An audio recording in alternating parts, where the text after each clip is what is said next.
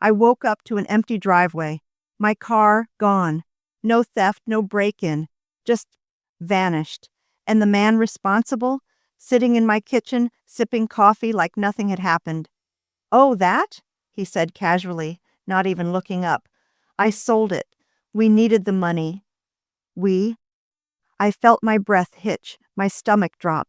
He had sold my car while I was asleep, but what he didn't know, what he never saw coming, was that by the time I was finished, he wouldn't just regret it. He'd lose everything. "Where's my car?" The words left my mouth before I was fully awake, my voice still thick with sleep. I blinked against the morning light, staring at the empty driveway outside my window. The spot where my car had been parked the night before was now nothing but pavement. I turned, my stomach twisting, and found my husband, Mark, standing in the kitchen, casually stirring his coffee. He barely looked up as he said, "Oh, that? I sold it." Just like that, like he was talking about returning a shirt that didn't fit. I felt my breath catch in my throat. Sold it? I forced myself to stay calm, to make sure I had actually heard him correctly. "You sold my car?" My voice was steady, but my heart pounded in my chest. He took a slow sip of his coffee, finally meeting my gaze with an almost bored expression. "Yeah, we needed the money." "We?" The casual way he said it made my blood run cold. "Needed the money for what?" My voice sharpened. He shrugged. "Bills. Some stuff I've been handling." "Look, you don't even drive it that much, babe. It was just sitting there. Besides, I can drive you wherever you need to go." I stared at him, waiting for some kind of punchline, some indication that this was a joke. But it wasn't. I gripped the edge of the counter, my knuckles white. That car wasn't just some old thing sitting in the driveway. It was mine. I had spent years saving for it, working overtime, skipping nights out, budgeting every dollar so I wouldn't have to rely on anyone else for something as essential as transportation. "Mark," I said slowly, my voice trembling now, "that car was mine, in my name, paid for with my money. You had no right." Another shrug, another sip of coffee. "It's not a big deal. I got a good price for it, and it's gone now, so there's no point in getting upset. No point in getting upset." I stared at him, my mind racing, a nauseating mix of rage and disbelief curling in my stomach. He sold my car while I was asleep. He made that decision without me, and now he was standing there, acting like it was nothing. "Who did you sell it to?" I demanded. "Does it matter?" He scoffed. Yes. Yes, it mattered, because what Mark didn't know, what he never seemed to understand, was that I wasn't the type of person to just let things go. I took a slow breath, forcing myself to push down the anger bubbling in my chest. Not yet. I needed clarity first. I needed information. I needed to think. So I did something he didn't expect. I nodded. "Okay," I said, my voice eerily calm. "If that's how you see it." He smiled, relieved. He thought I was accepting it. He thought I would just move on. He had no idea what was coming next. I walked away from Mark without another word, my mind spinning as I locked myself in the bathroom. My hands were shaking, but not from sadness, from rage, from the sheer audacity of what he had done. I turned on the sink, letting the cold water run over my wrists as I took deep breaths. Stay calm, think, don't react, plan. Mark had underestimated me, the same way he always did. He thought I would just accept this, that I'd sigh and shake my head, maybe sulk for a day or two before carrying on, as if nothing had happened. But this wasn't like him forgetting to take the trash out, or spending too much on yet another gadget he didn't need. He had taken something that was mine. And worse, he hadn't even felt the need to ask. I needed to figure out exactly what I was dealing with. First, I checked my phone. No messages, no missed calls, no sign that he had even tried to warn me. He had just gone behind my back, sold my car while I slept, and carried on like it was nothing. I opened my banking app and scrolled through my transactions, searching for anything unusual. If he had sold the car, there had to be a deposit somewhere, but there was nothing. No large transfer, no sudden increase in funds. That meant one of two things. Either he had taken cash for it, or he had deposited it into an account I didn't have access to. I clenched my jaw, forcing myself to stay logical. If he took cash, where was it? He hadn't mentioned anything about it. He hadn't come to me with an envelope full of money and said, "Here, babe, I sold your car, but at least here's what I got for it." No, of course not, because this wasn't about money. It was about control. I wiped my hands dry and stepped out of the bathroom.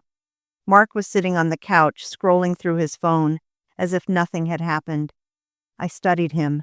There was something else he wasn't telling me.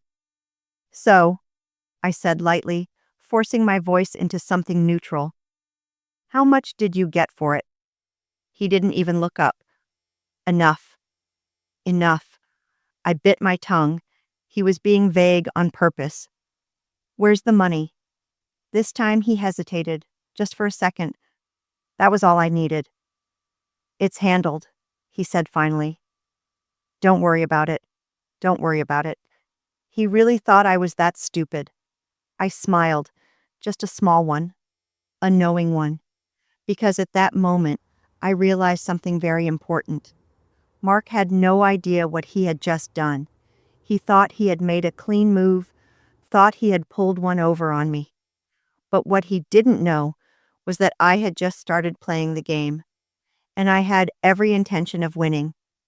I sat across from Mark, studying him the way a predator studies prey. He was so at ease, so unbothered, as if he hadn't just committed outright betrayal. He thought that because he had already done the damage, there was nothing I could do. He was wrong. But I wasn't going to explode. Not yet. Exploding would give him power.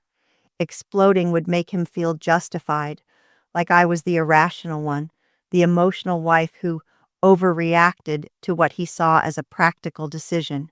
No, I needed to be smarter than that. So I nodded like I understood, like I had accepted it.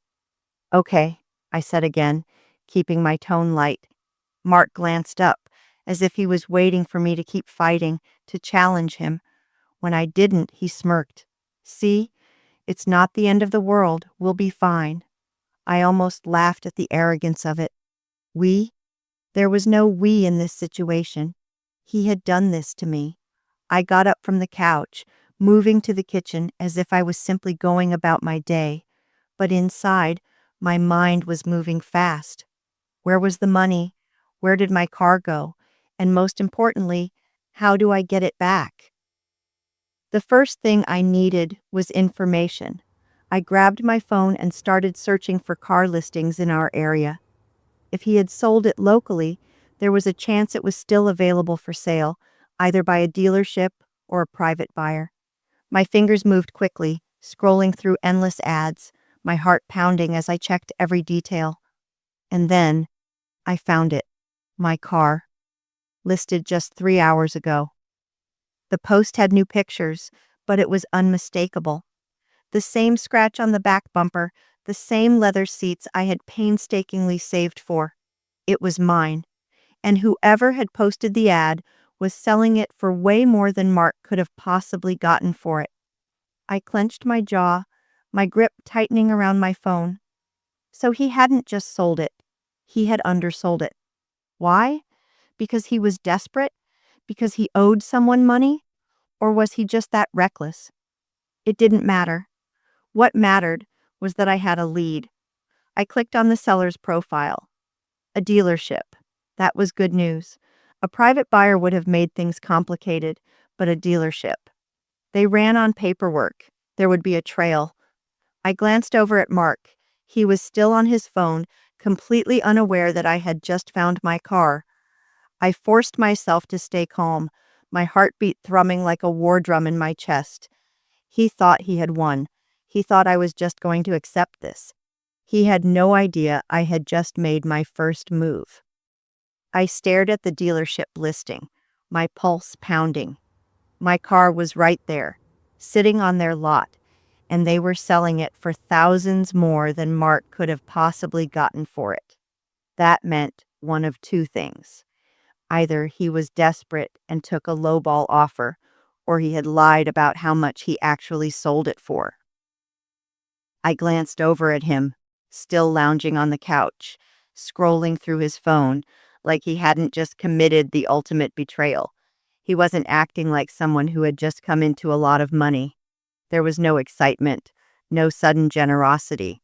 If anything, he seemed more relaxed, more comfortable. I needed to know the full story before I made my next move. So I grabbed my keys, not my car keys, obviously, because I no longer had those, and slipped my shoes on. "I'll be back in a bit," I said, keeping my voice neutral. Mark barely looked up. "Where are you going?" "Just out." "Need a ride?" he asked, smirking. The sheer audacity of it made my skin prickle with anger, but I swallowed it down, forcing a small smile. "No, I'll manage." I stepped outside, shutting the door behind me before my rage could get the best of me. I wasn't about to let him see me angry. Not yet. Instead of calling a friend, I ordered a rideshare and headed straight to the dealership. The lot was quiet when I arrived, the midday sun glinting off the rows of cars lined up like soldiers. I stepped inside the showroom, keeping my expression neutral as I approached the receptionist. "Hi," I said smoothly. "I saw a listing for a car that looks exactly like the one I used to own. I was hoping to get some information on it." The woman behind the desk smiled politely. "Of course. Do you have the listing number?" I handed her my phone, watching as she typed it into her system. "Ah, yes. That one just came in this morning," she said cheerfully. "Beautiful car. Are you interested in buying?" I bit back a bitter laugh. "Actually, I'm more interested in knowing how you got it." Her brows furrowed slightly. "Oh, well, it was a trade-in." "Trade-in." My stomach twisted. So that's why I hadn't seen any money in our bank account. Mark hadn't just sold my car, he had traded it. "Do you have the paperwork on the previous owner?" I asked, already knowing the answer. "I'm afraid we can't share customer details, ma'am." That was fine. I didn't need their help. I already had what I needed. Mark had lied about selling the car for money. He had traded it in for something else. And I was about to find out exactly what he had gotten in return. I turned on my heel and walked out, a storm brewing inside me. Mark thought I had accepted what he did. He thought he had gotten away with it. He was about to learn just how wrong he was. The ride back home felt like fire burning beneath my skin. Every red light, every stop sign only gave my rage more time to boil over. Mark had traded in my car, not sold, traded. That meant he hadn't just been desperate for cash. He had wanted something else in return, and now I needed to find out what. I walked into the house, keeping my face unreadable. Mark was still on the couch, legs stretched out, phone in hand, like he had no worries in the world. He didn't even glance up as I entered. I dropped my bag onto the table with a deliberate thud. "What did you trade it for?" That got his attention. His fingers paused over his phone screen. Slowly he turned to face me, feigning confusion. "What are you talking about?" I folded my arms, tilting my head. "I just got back from the dealership." His eyes flickered for just a second. A crack in the mask. I took a slow step forward, my voice controlled but firm. "You didn't sell my car. You traded it in. So tell me, Mark, what did you get in return?" He scoffed, leaning back against the couch. "Jesus, you're making such a big deal out of this. It's not like I took the money and blew it at a casino." I waited. His smirk faltered when I didn't respond. He ran a hand over his face, then sighed heavily. "Fine. I used it to get a down payment on something I needed." "Something you needed," I echoed. "And what exactly was that?" Another hesitation. Then, as if he had decided there was no point in hiding it anymore, he sat up and shrugged. "A motorcycle." I stared at him. For a second, I thought I had misheard him. A motorcycle? Yeah, he said, as if it were obvious. I've wanted one for years. It was a good deal, babe. Practically a steal. And we still have a vehicle, so I don't see the problem. I felt something in me snap. So let me get this straight. My voice was dangerously quiet. You took my fully paid off car, my car, which I worked for, saved for, and owned outright, and you traded it in so you could buy yourself a toy? It's not a toy. It's a goddamn motorcycle, Mark. I could see the flash of irritation in his eyes now. You're acting crazy about this. I thought you'd be happy. You always complain about traffic. Now you don't even have to drive. I let out a slow, bitter laugh. Happy that he had ripped away my independence. Happy that he had made a decision, without me, about my property, for his own selfish desires. The rage inside me crystallized into something sharper, colder. I wasn't going to scream. I wasn't going to cry. I was going to make him regret it. And by the time I was finished, he wouldn't even see it coming. I didn't argue. I didn't scream. I didn't throw things the way I wanted to. Instead, I did the one thing Mark never expected. I smiled. It wasn't forced or exaggerated, just a small, knowing curve of my lips as I tilted my head and studied him. He was still trying to justify himself, rambling about how this was a good investment and how I was overreacting to something that was already done. I just nodded. You know what, Mark? You're right. That made him pause. He blinked, the tension in his shoulders loosening just slightly. Wait, what? You're right, I repeated smoothly. What's done is done. No point being mad over a car. If you wanted the bike that badly, I guess it's a good thing you got it. I could see the confusion flicker across his face. He had been prepared for a fight. He had been ready for another long-winded argument where he could call me dramatic, act like I was being irrational. He wasn't prepared for compliance. So, you're not mad? He asked carefully. I shrugged. I mean, it's annoying, sure, but I guess I should have expected it, right? His lips parted slightly, as if he wasn't sure whether to be relieved or suspicious. Yeah, I mean, I knew you'd be upset at first, but I figured you'd understand after you calmed down. He gave a small, hesitant chuckle. I knew you weren't going to stay mad forever. I smiled again, taking slow steps toward him. Of course not. I let my fingers trail over his shoulder, casual, relaxed. Actually, I'd love to see it. Your new bike. You must be so proud of it. That did it. His grin returned, cocky and pleased with himself, like a man who had just won an argument he never should have started in the first place. Yeah? It's in the garage. You want to come check it out? I nodded, my expression one of genuine interest.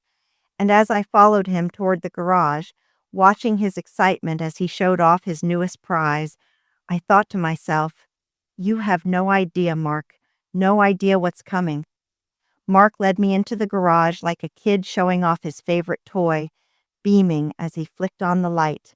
And there it was, his brand new motorcycle, sleek, black, and expensive. Beautiful, isn't she? He said proudly, running a hand over the handlebars. I hummed, tilting my head as I walked around it, inspecting every detail.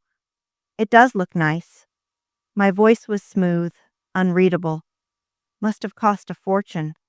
Mark grinned. Well, yeah, but don't worry. I worked out a solid deal. Got a great price for your car, and with a little extra from my savings, it was totally worth it.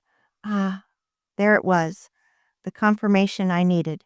He had gotten more money than he let on. That meant he had lied to my face when he said selling my car was necessary for bills or stuff we needed. He hadn't done this out of desperation. He had done it because he wanted to. And now I was going to take it all away from him. So, do you want to go for a ride? He asked, his tone light, playful. I gave a small laugh. Oh, no, Mark. This is all yours. You enjoy it. He smirked, satisfied. and that was when I knew I had him exactly where I wanted him. That night, after Mark fell asleep, I got to work. First, I logged into our shared bank account. His mistake was assuming I wouldn't check, but I always did, and what I found made my stomach twist in satisfaction. The deposit from my car sale was still there. Not all of it. He had pulled some out for his little extra contribution, but a large chunk remained untouched. I quickly transferred it into my personal account. After all, it was my money. He had no right to it in the first place. Next, I went to the dealership's website and found the contract details for their financing department. If Mark had taken out a loan to cover the rest of the motorcycle's cost, I wanted to know. And sure enough, he had. That meant Mark didn't even fully own the damn thing. He was still making payments, and the best part, he had listed me as a co-signer. Oh, Mark. He really thought I was going to roll over and let him do this. The next morning, I woke up before him and made another important call to the dealership. "Hi," I said sweetly. "I'm calling about the recent trade-in my husband did. Yes, the car in my name? Well, it seems there was a bit of a misunderstanding, and I'd like to discuss my options for reversing that deal." The woman on the other end hesitated. "Well, typically, trade-ins are final, but if there was an issue with ownership, we might be able to—" "Oh, there was definitely an issue," I interrupted, my voice steady. "My husband sold my car without my consent. It was in my name, and I have the paperwork to prove it." Silence. Then, "Okay, I think we should set up a meeting to go over this." "That sounds perfect," I said, smiling to myself. As I hung up, I glanced at Mark, still snoring in bed. He had no idea that while he was sleeping soundly, I was tearing down everything he thought he had won, and by the time I was finished, he wouldn't even have a motorcycle left to sit on. By the time Mark finally woke up, I had already set everything in motion. My coffee was half finished, my phone resting beside me as I scrolled through my emails, waiting for a confirmation from the dealership. He walked into the kitchen, stretching lazily, completely unaware that his entire world was about to be flipped upside down. "Morning," he said, grabbing the coffee pot. "Morning," I replied smoothly, barely looking up. He was still in that blissful, ignorant state, completely unaware that the smugness he carried yesterday was about to come crashing down. He leaned against the counter, sipping his coffee. "So, still mad about the car?" I smiled. A real smile this time, not out of amusement, but because he had no idea that I had already taken everything back. "Oh no," I said lightly. "I'm over it." He blinked at me as if trying to gauge whether I was serious. "That easy?" he asked, sounding amused. "That easy," I confirmed. He nodded, clearly taking my calm demeanor as some kind of victory. "See? Told you it wasn't a big deal." Oh, Mark, it was a very big deal. I spent the rest of the morning waiting for the dealership's call. When it finally came, I stepped into another room to take it, keeping my voice low. "We've reviewed your paperwork," the manager said, "and we see that the car was solely in your name. Since it was traded in under your husband's name, that presents a legal issue for us. We cannot process a trade-in for a vehicle without all owners signing off." I smiled. "So what does that mean?" "It means that the deal can be reversed. You still legally own the car, and we'll have to return it to you unless your husband wants to pursue other options to cover the balance of his motorcycle loan." "Oh, he wouldn't be able to do that." "Perfect," I said. "When can I come in?" "Hey, Mark," I called out from the kitchen. He was in the living room, probably scrolling through forums about motorcycles, still basking in the glow of his so-called victory. "Yeah? You should probably check your email." A beat of silence. Then I heard him shuffling around, picking up his phone. His brows furrowed as he opened his inbox. And then, silence. I could practically feel the shift in the air as realization set in. "What the hell is this?" he finally said, his voice sharper now. I walked into the living room, casually sipping my tea. "What's wrong?"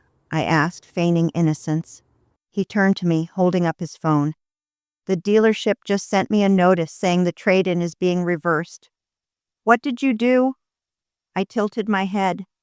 "Oh, you mean how you sold my car without my consent? Turns out that's illegal. And since the dealership doesn't want to be involved in fraud, they had no choice but to cancel the trade." His jaw clenched. "You've got to be kidding me." "Nope." He stood up abruptly, running a hand through his hair, pacing the room like he could somehow walk off the reality of what had just happened. "So what? You just undid everything? What am I supposed to do now?" I shrugged. "That's not really my problem, is it?" His face twisted in frustration. "Come on, this is ridiculous. What about my bike?" I let out a small laugh. "Oh, right. That. Well, since the dealership took back my car, the money that was covering your motorcycle loan, gone. Which means you still owe them a whole lot of money." His hands clenched into fists. "You went behind my back." I raised a brow. "Kind of like how you went behind mine?" Silence. For the first time, he had no response, because he knew I had won. And the best part? I wasn't even done yet. Mark stood frozen, his phone still clutched in his hand, his face a perfect mixture of rage and disbelief. He had backed me into a corner, convinced I would roll over and accept what he had done. But instead, I had ripped the rug out from under him. "This is insane," he muttered, running a hand through his hair. "You can't just do this. It's my bike." I leaned against the doorframe, arms crossed, and it was my car. He exhaled sharply, his frustration growing. "You're acting like I did this to hurt you. I was just making a decision for us." I cut him off with a quiet laugh. "For us?" "No, Mark. You made a decision for yourself, and now you're finally facing the consequences." The silence stretched between us, thick and suffocating. He wasn't used to this. He wasn't used to losing. "So what now?" he finally asked, his voice quieter, almost defeated. I pretended to think about it for a moment. Then I gave him the truth. "Now," I repeated, "now you have two choices. You either go back to that dealership and figure out a way to pay off your bike without using my car as collateral, because that's not happening anymore, or you give it up." His face darkened. "You wouldn't I?" I pulled my phone from my pocket and held up the email I had received just an hour earlier. "See, Mark, the dealership doesn't like dealing with fraud. They gave you a choice. Either return the bike and wipe the deal clean, or they take legal action. And considering the fact that I have all the paperwork proving that you had no right to trade my car in the first place," I let the words hang, watching as the color drained from his face. "You're out of options." He knew it. I knew it. And so, just like that, Mark lost everything. By the end of the week, his precious motorcycle was gone, returned. The dealership canceled his contract, and my car was legally back in my name. He had nothing to show for his betrayal, except a bruised ego and an empty driveway. But I wasn't finished yet. The moment I had finalized everything, I moved my finances into separate accounts. Every shared bill, every bank account he had access to, I shut it down. No more shared money, no more trust. And when I sat him down and told him our marriage was over, he had the nerve to look surprised. "You're leaving me over this?" he asked, almost laughing. I smiled. "No, Mark. I'm leaving you because this was just the final straw. Because you think you can take whatever you want and never face the consequences. Because you didn't just take my car. You took away my trust, my independence, my right to make my own choices." I grabbed my bag, standing at the doorway of the home we once shared. I wasn't angry anymore. I wasn't even sad. I just felt free. "You thought I needed you," I said softly. "But really, You were the only thing holding me back. And with that, I walked out, leaving him behind, drowning in the mess he had created. He took my car while I slept, but in the end, I took back my freedom, and I made damn sure he never saw it coming.